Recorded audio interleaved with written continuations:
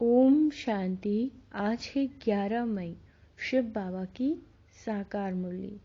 बाबा कहते हैं, मीठे बच्चे, पहले अपने ऊपर रहम करो। किस पर? अपने ऊपर। फिर आपका फर्ज है अपने परिवार को स्वर्ग में चलने का सही रास्ता बताना है। इसीलिए उन्हें भी लायक बनाने का पूरा पुरुषार्थ करो। प्रश्न: तुम किस रेस के आधार से शिवालय के मालिक बन जाएंगे? उत्तर: फॉलो फादर मदर। सिर्फ एक जन्म पवित्रता की प्रतिज्ञा करो। बाबा कहते हैं, नर्क से दिल हटा दो। शिव बाबा तुम्हारे लिए शिवालय स्थापन कर रहे हैं, जहां तुम चैतन्य में राज्य करेंगे। धंधाधोरी करते बाप और स्वर्ग को याद करने से राजाई का तिलक मिल जाएगा, अर्थात शिवालय के मालिक बन जाएंगे। गीत है, तुम ही हो माता पिता, तुम ही हो। ओम शांति। कुछ न कुछ कहना पड़ता है। ओम शांति या शिवाय नमः। शिवाय नमः कहते हैं ना, ओम शांति हम कहते हैं। यह है अपना और बाप का परिचय देना। वह महिमा भक्त लोग करते हैं, तमेव माताश्च पिता। बाबा कहते हैं, तुम तो बच्चे हो जिसकी महिमा भक्त लोग भक्ति मार्ग में करते हैं। आज वह बाप आपके सम्मुख बैठा हुआ है, जरूर सम्मुख है। बाबा ने कहा, जरूर सम्मुख है। अब फिर सम्मुख बैठे हुए हैं। यह बातें अभी तुम बच्चे ही जानते हो, भक्त नहीं जानते। तुम बच्चे जानते हो एक ही बाप है जिसकी महिमा हो रही है। वह बाप तुम बच्चों को कितना सुख दे रहे हैं, जो तुम फिर 21 जन्म के लिए कभी दुखी होने वाले नहीं हो। ऐसे बाप के सम्मुख तुम बैठे हो। तुम जानते हो, यह हमारा बेहद का बाप है, जो हमको क्या देते हैं? स्वर्ग का सुख देने के लिए सर्विस कर रहे हैं। बाप हमेशा बच्चों को रचकर उन्हों की सेवा कर लायक बनाते हैं। बाप जैसे कि बच्चों का गुलाम बन जाता है। लौकिक बाप भी बच्चों की पालना करने में कितनी मेहनत करते हैं। रात दिन ये चिंतन रहता है कि बच्चों की सेवा कर बच्चों को लायक बनाए।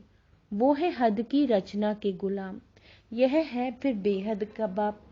यह भी कहते, बच्चे पूरा फॉलो करो और पूरा वर्षा लेकर स्वर्ग के मालिक बनो।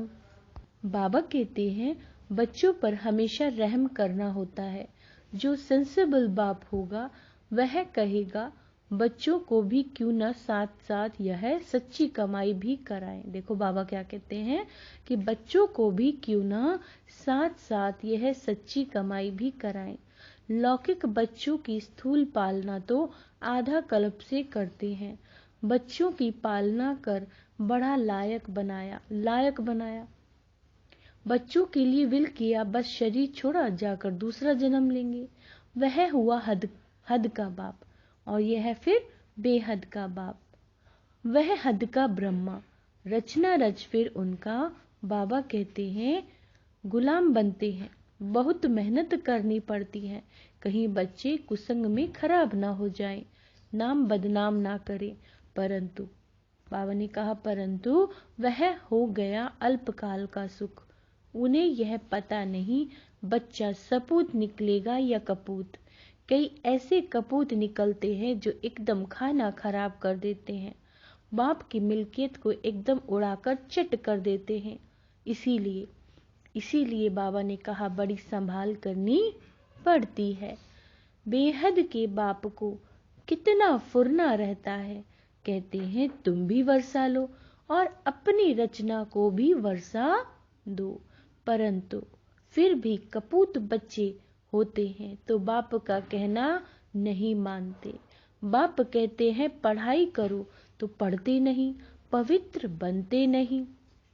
कोई मुश्किल कोटों में कोई में भी कोई आज्ञाकारी निकलते हैं। यहाँ तो श्रीमत मिलती है।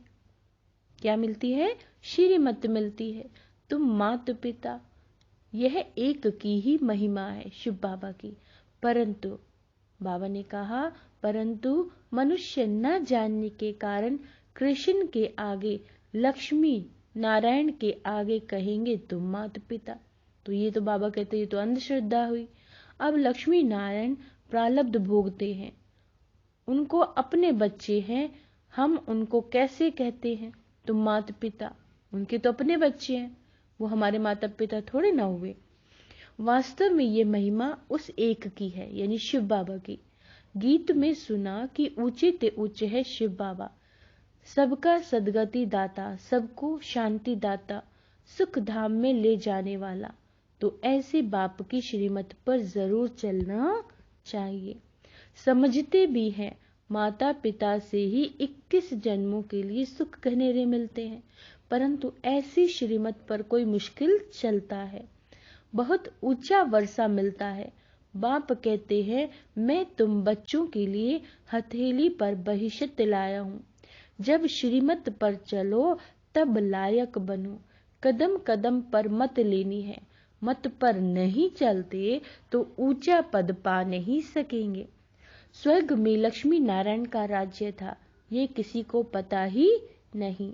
आगे हम भी कहते थे फलाना स्वर्गवासी हुआ, अथवा सन्यासी कोई मरेंगे तो कहेंगे ज्योति ज्योत में समाया। परंतु क्या कहा है बाबा ने? परंतु जाता कोई नहीं है। जीवन मुक्ति व मुक्ति दाता एक ही बाप है, वह न आए तब तक कोई जा न सके। वह है निराकारी दुनिया, निराकारी बाप और निराकारी आत्माएं वहां रहती हैं परम धाम में। बाबा कहते हैं जिसको परम धाम भी कहा जाता है। साइंस घमंडी समझते हैं यहाँ ही जन्मते और यहाँ ही मरते हैं, जैसे कि मच्छर। सृष्टि के चक्र का किसी को पता ही नहीं। सर्वव्यापी के ज्ञान से कोई कुछ भी समझ ना सके। अब तुमको बाप मिला है, कहते हैं बच्चे अब वापस चलो। क्या कह रहे हैं बाबा? बच्चे वापस चलो, मैं कल्प पहले माफिक सबको ले जाने आया हूँ। तुम्हारी आत्मा में बहुत खाद पड़ी है, सबकी आत्मा तथा शरीर आयरन एजिड हो गए, उनको फिर से सतो प्रधान बनना है। तुम बच्चों की आत्मा सतो प्रधान थी, तब गोल्डन एजिड वर्ल्ड थी, पवित्र आत्मा का पवित्र सोने जैसा शरीर था, उसको सच्चा जेवर कहा जाता है। अब तो क्या हो गया है, 1% भी सच्चा सोना नहीं रहा है। बाबा कहते हैं खाद पड़ी हुई है। अब बाप कहते हैं सिर्फ मुझ बाप को याद करो तो सच्चा सोना बनते जाएंगे, आत्मा उड़ने लायक उड़ने लग जाएगी। अभी तो पंख टूटे हुए हैं, जैसा पुरुषार्थ करेंगे वैसा पद पाएंगे। कितनी ऊंची पढ़ाई है।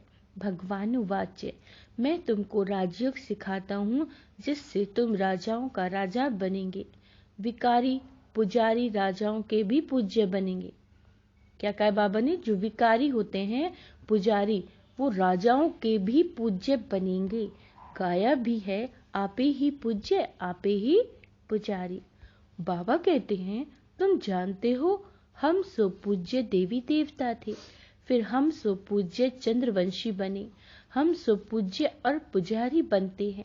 बाप आकर पुजारी से पूज्य बना रहे हैं। अब ज्ञान जिंदाबाद हो रहा है। ज्ञान क्या हो रहा है? जिंदाबाद। ब्रह्मा सो ब्रह्मा कुमार कुमारियों की रात अब पूरी होती है।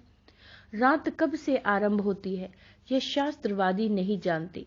ब्रह्मा का दिन सतयुग त्रेता द्वापर के आदि से रात शुरू होती है। यह सब बातें तुम बच्चों की बुद्धि में है। अब 84 जन्म पूरे कर हम फिर से राज्य भाग्य भोगेंगे। सतयुग में ये ज्ञान नहीं रहेगा, वहां है प्रारब्ध। वहां भी तुम अपने बाप से वर्षा लेते हो, परंतु वह इस समय की प्रारब्ध है जो 21 जन्म चलती है। भारत पर ही सारा खेल है। सतयुग में जो देवी देवताओं का राज्य था वह अभी असुरी बना है। प्रजा का प्रजा पर राज्य है। बाप कहते हैं बच्चे, hear no evil see no evil, न बुरा सुनो न बुरा देखो। बाबा कहते हैं बंदर का भी चित्र दिखाते हैं। इस समय सभी मनुष्य बंदर मिसल बन पड़े हैं, इसीलिए बंदर की शक्ल दिखाते हैं। बात इस समय की है, इसको कहा जाता है रौरव नर्क। बिच्छू टिंडन मिसल एक दो को काटते रहते हैं। बच्चे बाप का भी खून कर देते हैं। माया ने सबको डर्टी बना दिया है। भारत हेवन था, स्वर्ग अब हेल यानी नर्क बना हुआ है। 84 जन्म वे भारतवासियों के हैं। बाप कहते हैं, मैं कितनी समझानी देता हूँ। I am most obedient father, father servant, teacher servant, Guru servant. अब मैं आया हूँ। पंडित लोग भी यात्री के सर्वेंट होते हैं, रास्ता बताने वाले। अब मैं तुम बच्चों को स्वर्ग ले चलने के लिए गाइड करता हूँ, लिबरेट करता हूँ। हिस्ट्री रिपीट जरूर होगी। ग्रंथ में भी है, कहते हैं कि है भी सत्य, होशी भी संत। एक ओंकार, यह परमात्मा की ही महिमा है। एक तरफ कहते हैं अजोनी, दूसरी तरफ कहते हैं सर्वव्यापी। जिधर देखता हूँ तू ही तू, यहाँ हम आए हैं मौज करने। ऐसे बहुत ही कहते हैं। अब बहुत बाप कहते हैं, बच्चे यह सब बातें तुम्हें डुबोने वाली हैं। सर्वव्यापी का ज्ञान डुबो देता है। बाप कितना समझाते हैं। कोई तो झट निश्चय करते हैं कि बाप से वर्षा लेना है। इन जैसा स्वीट फादर मिल नहीं सकता। स्वर्ग की स्थापना करने वाला बाप है। जब बाप मिले तभी हम स्वर्ग के मालिक बने। ऐसे बाप को झट अपना बनाना चाहिए। मुझे तो बच्चे चाहिए जो कल्प पहले बने थे, वो ही आकर सपूत या कपूत बच्चे बनेंगे। कल्प पहले मौफिक स्त्री की बच्चों की जवाबदारी क्रिएटर बाप के ऊपर है। उनका फर्ज है बच्चों को भी स्वर्ग का मालिक बनाए। पहले तो अपने ऊपर रहम करो। ऐसे नहीं कि बाबा कृपा करेंगे तो बाप सब लक्ष्मी नारायण बन जाएंगे। ये बहुत बड़ा इम्तिहान है। 8 को ही स्कॉलरशिप मिलती है, फिर 108 हैं। लॉटरी होती है ना। बाप कहते हैं देह सहित देह के संबंध जो कुछ है उन्हें भूल जाओ। अपने को अशरीरी समझो और आत्मा निश्चय करो। क्या कहा बाबा ने? खुद को अशरीरी समझना है और आत्मा निश्चय करना है। ऐसे नहीं तुम परमात्मा हो। वह फिर आत्मा सो परमात्मा कह देते हैं। समझते हैं आत्मा जाकर परमात्मा में लीन होगी। जब तक लीन ना हो तब तक उनको परमात्मा नहीं कहेंगे, परंतु परमात्मा में लीन होते नहीं। यह ड्रामा अनादि बना हुआ है। हर एक एक्टर को अपना अपना पार्ट मिला हुआ है जो बजाना है। हर एक आत्मा में इनमॉर्टल पार्ट भरा है। यह बातें बाप के सिवाय कोई समझा न सके। बाप आकर तुम बच्चों को आदि मध्य अंत का ज्ञान देकर त्रिकालदर्शी बनाते हैं। चित्रों में बाबा कहते हैं देवताओं को तीसरा नेत्र दिखाते हैं। वास्तव में तीसरा नेत्र न देवताओं को है न शूद्रों को है। तुम ब्राह्मणों को, बाबा कहते हैं तुम ब्राह्मणों को भी ज्ञान का तीसरा नेत्र मिला है, जिससे तुम सबके ऑक्यूपेशन को जानते हो। सचखंड और झूठखंड की हालत को भी तुम जानते हो। बाबा कहते हैं तुम्हारे भी नंबरवार पुरुषार्थ अनुसार। यह है पाठशाला। यह है पाठशाला। इसमें अंधश्रद्धा की कोई बात नहीं। अपना धंधा दोरी आदि सब करते रहो। सिर्फ अपने बाप को और स्वर्ग को याद करो तो तुम्हारे ऊपर राजाई का तिलक आ जाएगा। आत्मा ही याद करती है। संस्कार, बाबा कहते हैं संस्कार आत्मा में है। आत्मा से ही बात करते हैं। मैं तुम्हारा बाप हूँ। कल्प पहले भी तुमने वर्षा लिया था। सूर्यवंशी राज्य किया था, फिर चंद्रवंशी में गए। कलाएं कमती होती जाती हैं, फिर वैश्य शूद्र बने। अब स्मृति आई है कि नाटक पूरा हुआ। मामी कम याद करो तो बाबा कहते हैं अब स्मृति आई है कि नाटक पूरा हुआ। मामी कम याद करो तो विकर्म विनाश होंगे। श्रीमत पर ना चले, देह अभिमान आया तो लगी चोट। फिर बृहस्पति की दशा बदल राहु का ग्रहण बैठ जाता है और फारकती दी तो रौरव नरकवासी बन जाते हैं। बाप कहते हैं उच्च पद पाना है तो रेस करो। अभी उच्च पद पाएंगे तो कल्प कल्प पाते रहेंगे। सिर्फ एक जन्म के लिए पवित्रता की प्रतिज्ञा करो। तो 21 जन्म स्वर्ग के मालिक बनेंगे। बाबा कहते हैं अब नर्क से दिल को हटा दो। शिव बाबा तुम्हारे लिए शिवालय स्थापन कर रहे हैं जहां तुम चैतन्य देवताएं राज्य करेंगे। तो क्या शिवालय का मालिक बनना चाहते हो? Follow mother father. जो कुछ है सब तुम बच्चों के लिए है। राजा भी तुम बनेंगे और तुम ही थे, अब नर्क बने, अब रंक बने हो और धर्म वालों की बात नहीं। देवी देवता धर्म वाले ही हैं और धर्मों में बाबा कहते कन्वर्ट हो गए, इसलिए हिंदुओं की संख्या कम हो गई है। नहीं तो भारत की संख्या सबसे जास्ती होनी चाहिए। तुमको भगवान पढ़ा रहे हैं, कितना ध्यान देना चाहिए। यह बड़ी वंडरफुल पढ़ाई है। क्या है ये वंडरफुल पढ़ाई? बूढ़े बच्चे जवान सब पढ़ते हैं, बीमार भी पढ़ सकते हैं। अगर बाप और वर्षे को याद ना किया तो माया थप्पड़ मार देगी। ब्लड से लिख देना चाहिए, मैं रात दिन बाबा को याद करूंगा, शिव बाबा का हाथ पूरा पकड़ूंगा, तो बाबा कहेगा सो करूंगा, जो बाबा कहेगा वो मैं करूंगा। बच्चों को संभाल करो, जो बचे उनसे 2 मुट्ठी शिव बाबा की सर्विस में लगा दो। फिर इसका एवजा तुमको इतना मिलेगा जितना साहूकार का लाख देने से बनेगा। प्रत्यक्ष फल मिल जाता है। अच्छा, मीठे मीठे सिक्के लदे बच्चों प्रति माता पिता बाप दादा का याद प्यार और गुड मॉर्निंग। रूहानी बाप की रूहानी बच्चों को नमस्ते। हम रूहानी बच्चों की रूहानी बाप दादा को याद प्यार गुड मॉर्निंग नमस्ते। मीठे बाबा शुक्रिया, बाबा शुक्रिया। धारणा के लिए मुख्य सार, देह तथा देह के सर्व संबंध भूल अशरीरी आत्मा बनने का अभ्यास करना है। बाप से श्रीमत ले कदम कदम उस पर चलना है। दूसरा है पढ़ाई पर पूरा ध्यान देना है। दृढ़ संकल्प करना कि रात दिन बाबा की ही याद में रहूंगा और जो बाबा कहेंगे वह अवश्य करूंगा। Hair no evil, see no evil, न बुरा देखो न बुरा बोलो। वरदान, एक क्षमा के पीछे परवाने बन फिदा होने वाले कोटों में कोई श्रेष्ठ आत्मा भव।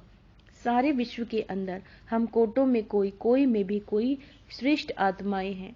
क्या है हम? श्रेष्ठ आत्माएं, जिन्होंने स्वयं अनुभव करके ये महसूस किया है कि हम कल्प पहली वाली श्रेष्ठ आत्माएं हैं, जिन्होंने स्वयं को बाप क्षमा के पीछे फिदा किया। वे चक्र लगाने वाले नहीं, परवाने बन फिदा होने वाले हैं। फिदा होना अर्थात मर जाना, तो ऐसे जल मरने और परवाने होना, जलना ही बाप का बनना है। जलना अर्थात जलने का अर्थ बताया बाबा ने, संपूर्ण परिवर्तन होना। स्लोगन, बाबा के मिलन की और सर्व प्राप्तियों की मौज में रहना ही, बाबा के मिलन की और सर्व प्राप्तियों की मौज में रहना ही संगम युग की विशेषता है। अच्छा, ओम शांति।